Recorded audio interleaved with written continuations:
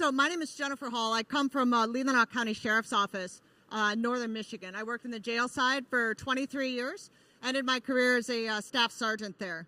So what I have done there and what I continue to do now is to be able to help support the mental health of first responders that are out there now, trying to give back a little bit. I come from a family of law enforcement, and my brother's a undersheriff up in Northern Michigan in the Upper Peninsula. My dad was a staff sergeant. So I grew up in law enforcement, and I had a lot of things that I didn't realize at the time, traumas that my folks had dealt with and that my brother had dealt with, but yet I never quite knew all the ramifications of that till I got into the business itself. So right now I work with a company called Keel Mind. We support mental health and wellness for first responders, and it's giving back to all first responders, not just those that work in the jail or the dispatch side. It's for the clerical as well as fire, EMS, any of the public safety officers that are out there as well. So today I'm going to talk to you a little bit about the platform that we have. It's a peer support program. I'm going to have some handouts here as well that I'll talk to you about the nationwide peer support network that we're trying to be able to build to be able to get that support to smaller agencies within Michigan, within California, that only have some minimal officers, but they can get the help and support that they need. So setting the stage, law enforcement are prone to high stress levels, and I think we know that. We see over 800 different traumas within a year. That's a lot more than most people will ever have to deal with in their lifetime. And these are things that we need to try and deal with and handle on our own. When my dad was in law enforcement, he ended up just compacting them and tucked them away, and I think that's what most of law enforcement does now. How he handled and dealt with trauma or different problems that he had had was to sit in a buddy's garage and have a couple beers or have more than a couple beers, and that's how he handled the stress and trauma of dealing with all these different things. Now that I'm a little bit older and I have a daughter that's looking into law enforcement, we need to be better for our people and better for our children that are coming up behind us. So what Keel has to offer is an AI-driven peer support program, which will do some voice analytics, and we'll go through a little bit of what that program's about. But it's trying to be able to do a self-assessment and a check so you can tell yourself where you're at. Because before I reach out to someone else, I'm going to try and fix the problem myself because that's how I'm built. I want to try and figure out what my problem is, and I want to handle it all on my own without asking for help from anyone. So with our platform, the very first thing here is called the self-check. What that is a something you can do on your own. It's confidential. Check takes about 30 minutes. Be able to let you know about where you are in your mental stress, where your physical stress is, where your fatigue might be. So if I see and get a score back that lets me know that my fatigue is rather high or my mental stress is high, or maybe I haven't noticed it because that's what I've lived for the last week or the last month, it's something telling me that there might be a problem there and where I can go and do some research to be able to figure out where that problem is and how I can help myself with that.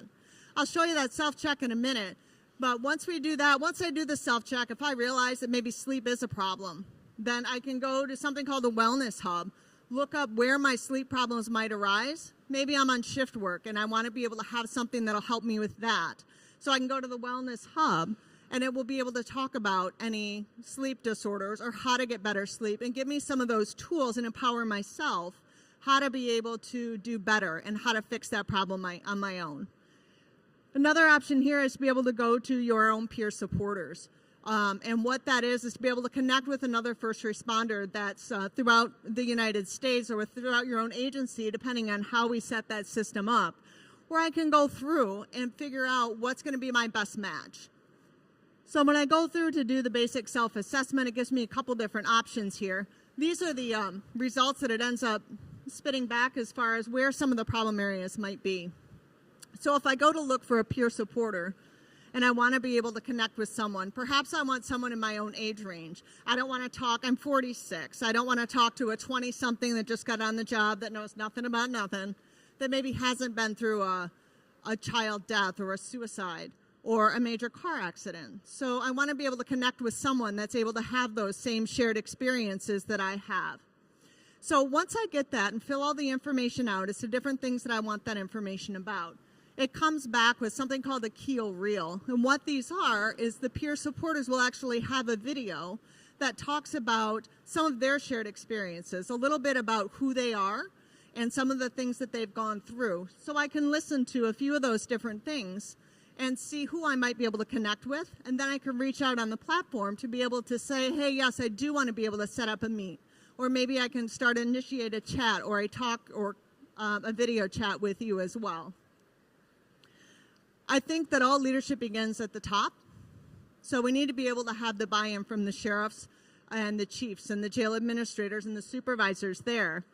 You must be able to recognize that there is a lack of mental wellness for your first responders and all the different things that those people do see. But make sure that you include all of your staff in that as well. It's your dispatchers, it's your people that work in the office that are reading through these reports.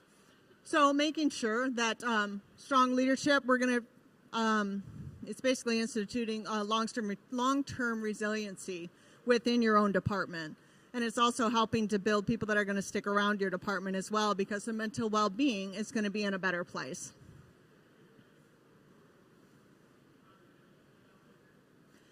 Some of the common issues that will affect is mental health. There's job performance, not having strong decision-making skills. And this doesn't always necessarily have to have law enforcement or fire or trauma from the job. It could mean trauma from everyday life as well, and different things that people are going through and handling on their own.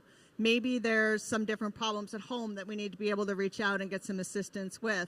As an employer, you're there to be able to lead the way and go, I recognize that there's a need for this, and I'm here to help my people and support all my officers and staff with this.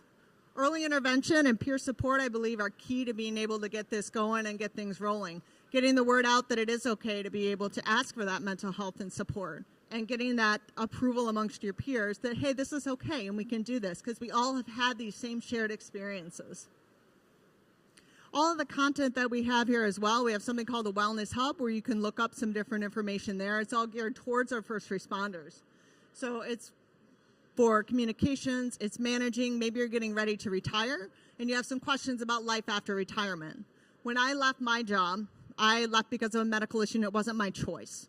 So I had a lot of struggles within that following year as to what am I supposed to do now, because my identity was as a deputy sheriff and that was my role and that was what I took on. Now, after being out of it for a couple years, I realized that I'm more than that I have a lot more to offer, a lot more to give, but it does take a little bit there and it takes a struggle. So if I had someone there to be able to tell me that you are more than what your job is, and maybe you could look at a couple of things before you get ready to retire, that might have made an easier transition for me, but I'd love to be able to help others make that easier transition for them. So part of keeping in good mental health is also keeping in good physical health as well. There's also aspects on that site that talk about the physical health and the physical well-being. We do custom tailored sites for each individual department that's looking to be able to have that. It can have your own personal content that you've already built up. We also look at different content from other agencies as well, so we try and get that shared content. Anything that's good material, we want to be able to share with others and make sure that they're able to get the most exposure and help the most amount of people that we can. Positive attitude and mental resilience. It's avoiding that negative talk. It's surrounding yourself with positive things. It's trying to change some of that culture that's out there. So with our peer support and getting everyone on board, ideally we're going to try and change that culture a little bit and get some of that so it's okay. So it's AI driven. And what that does is when I go through and do a self-check, and I'm not going to do one here for the sake of time, but it allows you to read a passage, whether it's a 30-second passage from a book that's provided, or it's describing a picture, or telling about your day. So when we go through and do that self-check, when I do that check, that's analyzing all of the words that I say. There are certain key words that it picks up on and determines how I'm able to say those words and my inflection in my voice as to how that's picking up. So that's how that's able to catch that. So once I get a peer supporter and start to build that relationship, we can send that score, can go automatically to your peer supporter. So if someone comes to you and says, hey, Jen, how you doing? You doing good? Yeah, I'm fine. They can look at some of your previous scores and go, you know what? No, you're not fine. And maybe dig into that a little bit more. So when people ask any of us, that's always our response, right? Is I'm fine. And no one has any problems or want to dive deeper. But being able to share that score and communicate with someone else, that's their way of knowing that you're not okay. Another benefit to this platform as well, that it can all be done anonymously, and you can do your logins anonymously, because officers are very, I guess it's a zero trust community. And that's what I kind of grew up in, is if I know that if I get a negative score, I don't want my sheriff coming and talking to me and going, well, I understand you got this bad score. Or I don't want someone to not want to work with me because of any scoring that I have. So you can log in anonymously, be able to get that check. The bottom line is we want to be able to get help for any of the officers that are there, any of the firefighters or EMTs that are there, and we want to be able to get with the least resistance possible. What some different companies are doing here as well is they get onto our platform. We offer different spots for clinicians. We offer up for chaplains that are on there as well, to be able to add a different level to that. So we know when we need to bump up to another level. If we have our basic peer support, we can bump up again to a different level to be able to get that clinical help that might be needed at the time. Mindfulness and self-care are some very good daily habits that we need to get into. Exercise are another thing that we like to encourage on that as well. Some of the different agencies that we've had they've added a physical fitness element to it. Some different things that can be done to be able to help better your own physical and mental well-being there. Regular exercise, we know is supportive there, but having your supportive networks, being able to talk with people and communicate with others that have had those different things that you have gone through, and to be able to experience that with them, are all keys to success here. A friend of mine, Danny Thompson with Waukesha over in Wisconsin, he introduced us to something called the second, to take that extra moment when you get into any type of a bigger situation, and take that extra minute to be able to rethink your thoughts and rethink your actions there as well. With his own department, he had a parade route that someone ended up driving down the parade route there and ended up killing numerous people. It was a Waukesha Christmas parade, and he instituted a lot with the mental health and doing a neck-up checkup, being able to help on his officers and build that resiliency within his own department. Another thing that he kind of shared with us too is remembering your day one. Remember why you got into law enforcement. Even after 23 years when I did that, you end up getting some resentment. You're in a negative type career. Remember why you got into this in the first place.